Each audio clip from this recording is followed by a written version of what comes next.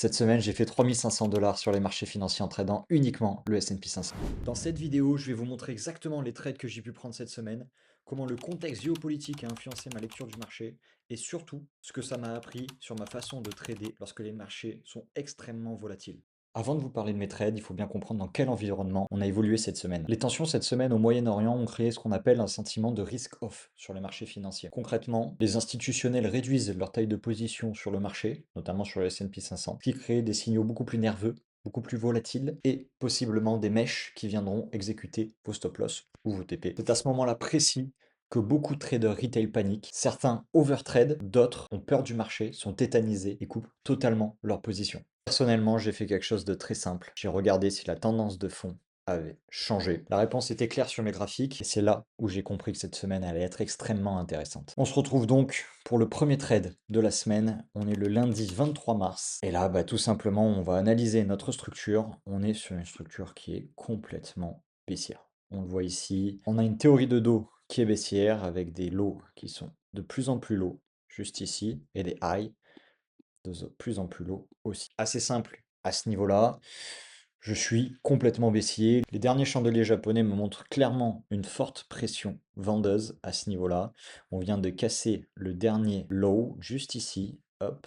Donc, en théorie de dos baissière, tendance baissière, chandelier japonais baissière. On vient de casser le dernier low. Je pars tout simplement à la vente, hein, pas d'autre solution pour moi. Et voici tout simplement le trade que j'ai pu prendre. On a la cassure du dernier low, juste ici, une petite respiration. Je rentre à ce niveau-là, donc avec un retournement validé, je rentre sur les 6507, un stop juste au-dessus de ce petit high-là, donc à 6518,25, et je viens avoir un RR de 2 pile poil en 10 minutes top chrono. Voilà. Donc la journée est finie à 8h25, on plie les écrans et on passe à la suite. Ce qui est important de noter, c'est qu'on a une mèche, et je vous en ai parlé dans la précédente vidéo que j'ai pu faire. Ce qui est important de noter, c'est qu'on a, juste après mon trade, une bougie exceptionnelle sur les marchés qui est juste ici, qui nous fait de mémoire plus de 220 points, donc quelque chose de stratosphérique qui est juste ici, hop, voilà, 220 points. C'est énorme, surtout le matin, hein, on est à midi, on a une mèche exceptionnelle. Tout simplement, en fait, on a Trump qui nous a annoncé de potentiels accords avec l'Iran. C'est une news qui pourrait complètement faire retourner les marchés. Cependant, Trump est connu pour avoir des discours assez changeants, et on a eu effectivement une confirmation de l'Iran une heure après, tout simplement qui nous ont dit qu'il n'y avait pas d'accord en cours avec les États-Unis. Nous voilà sur le trade de mardi. Mardi 24 mars, situation qui a quelque peu changé. On a effectivement eu, comme je vous l'ai dit juste avant, Trump qui nous a annoncé une potentielle fake news, qui vient donc du coup faire bouger globalement les graphiques.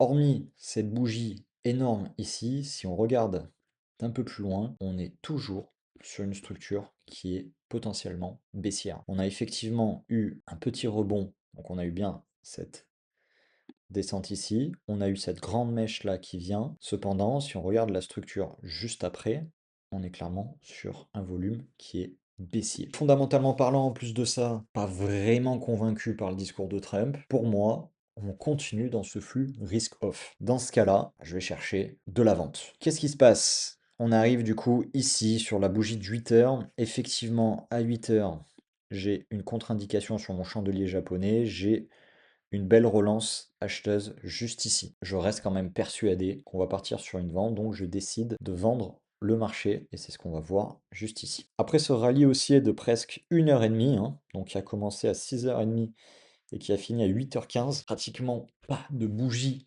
vendeuse. On n'a eu qu'une seule bougie vendeuse en 1h30, ce qui est très rare. Je décide de shorter le marché. Pour les raisons dont je vous ai parlé juste avant, hein, on a un flux qui est globalement baissier, on le voit encore plus hein, en 5 minutes, hein, on voit très bien ici, on a une respiration, effectivement, une prise de bénéfice potentiel. J'ai un retournement qui se présente juste ici, qui arrive à 8h20. Je me place donc du coup 6644,50. Mon stop loss juste au-dessus de ces deux niveaux qui sont ici, qui sont magnifiques.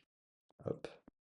Voilà, donc j'ai un premier niveau ici, j'ai un deuxième niveau juste là. Voilà. Je viens me placer juste au-dessus de ces deux zones en protection. On vient du coup commencer au début à amorcer notre descente et on a la formation d'un double top. Ici, figure de retournement, figure chartiste pure et dure, que je ne traite pas, mais par contre, que je prends en confluence si effectivement elle se présente. Dans ce cas-là, elle indique, hein, pour rappel, les doubles tops, hein, si on prend la ligne du coup, on reporte la hauteur ici, ça nous donne le target. Globalement, si on le fait ici, on prendrait... Alors, il y a deux écoles, soit on prend au niveau des mèches, soit on prend au niveau des corps. Moi, je prends plutôt le corps ici. Ça nous ferait quelque chose comme ça. Ici, on aurait là jusqu'ici. Globalement, voilà. Qu'on est, si on prend la figure du double top, on est pratiquement à mon objectif du RR de 2. Moi, il faut savoir que quand je rentre automatiquement avec un RR de 2, donc ça correspond, ça vient corroborer du coup mon trade, ça me rajoute une confluence.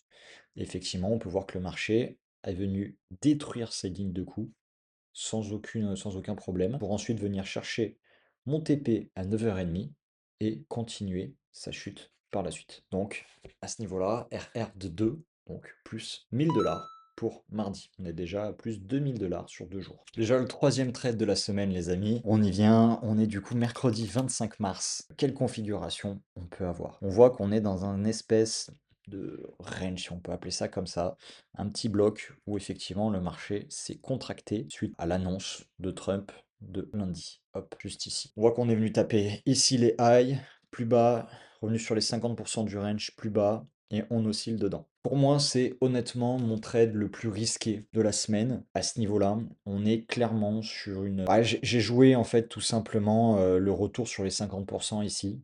On a vu, on a cassé, on revient sur les 50% du range globalement, qui est juste là.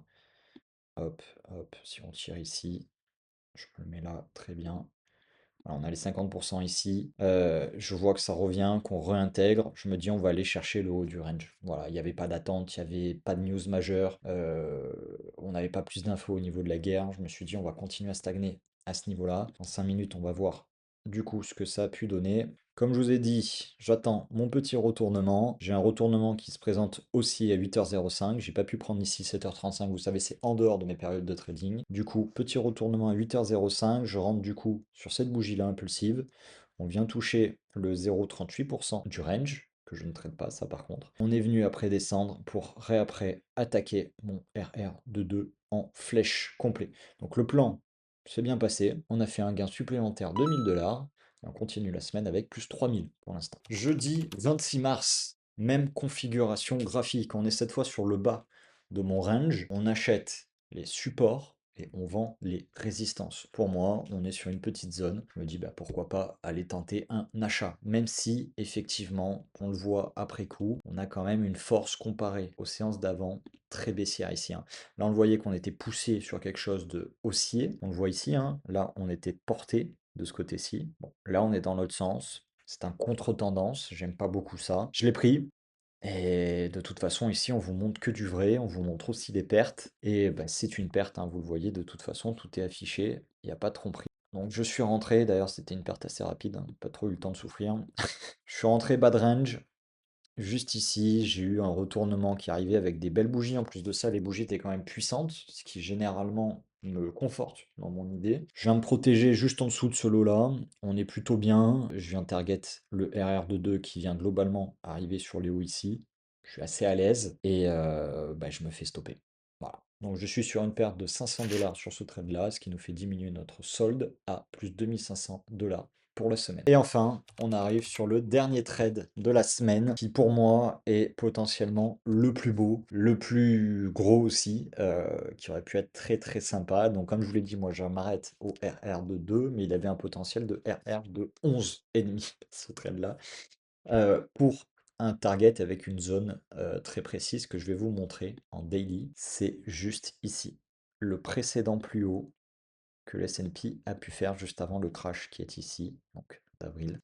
C'est une zone super importante que je cible depuis un petit moment et effectivement on est venu la transpercer. On verra comment le marché réagit à cette zone, hein, parce qu'on a aussi ici ces petits lots-là. Donc il y a une belle zone ici, tout là. À voir comment le marché réagit maintenant sur ces niveaux. Est-ce qu'il vient casser à la baisse? Et dans ces cas-là, on pourra aller chercher les précédents plus bas encore ou plus haut, qui sont vraiment beaucoup. Ce qui nous ferait enregistrer une perte de moins de 12%, ce serait quand même très très costaud. On verra.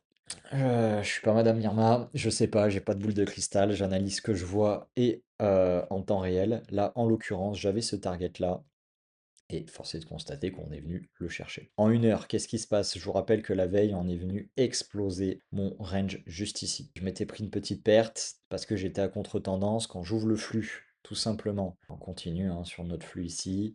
On est en train d'avoir une très très belle théorie de dos baissière. Ici des lots et des lots juste ici. Et nos fameux highs qui sont de plus en plus bas aussi.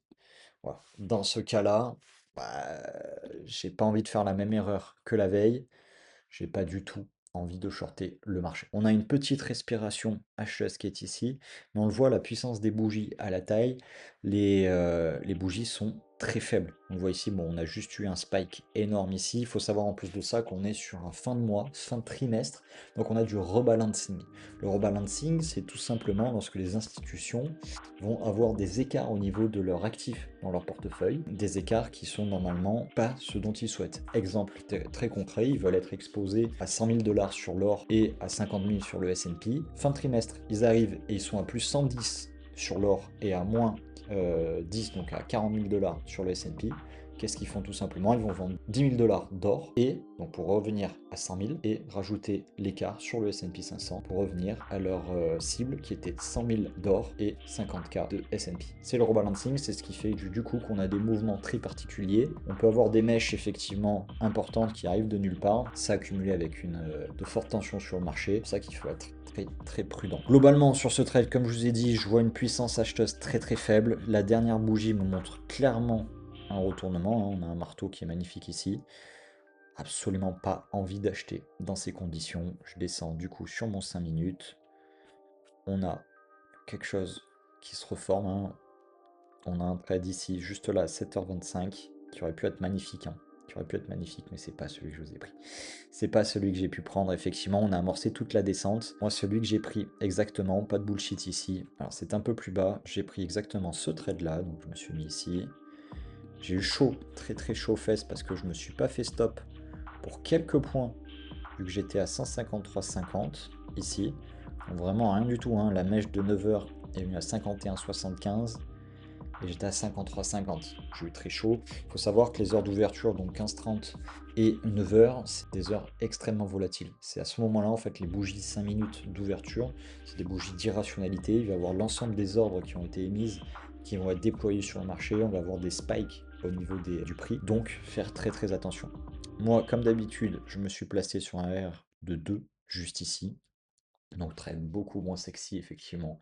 Je l'avoue que celui que je vous ai montré juste avant. Mais on n'est pas là pour choper le bottom parfait quand on veut acheter ou le top parfait lorsqu'on veut vendre. Tout ce qu'il faut être, c'est dans le sens, effectivement, de la tendance majoritairement. Donc là, on peut voir quand très rapidement, hein, en l'espace d'une heure, je suis arrivé à mon target profile, ce qui m'a fait du coup un gain de plus 1000 $ et qui fait monter le solde total de la semaine à plus 3500 $ de gain. C'était tout pour cette vidéo. Si ça t'a plu, si tu as aimé les performances qui ont été montrées lors de cette vidéo, ainsi que les analyses, la réflexion macro et technique que j'ai pu te partager, n'hésite surtout pas à t'abonner, à lâcher un petit commentaire juste en dessous et me dire toi, quelle performance tu as pu faire cette semaine. Et puis je te dis à très bientôt. Allez, ciao!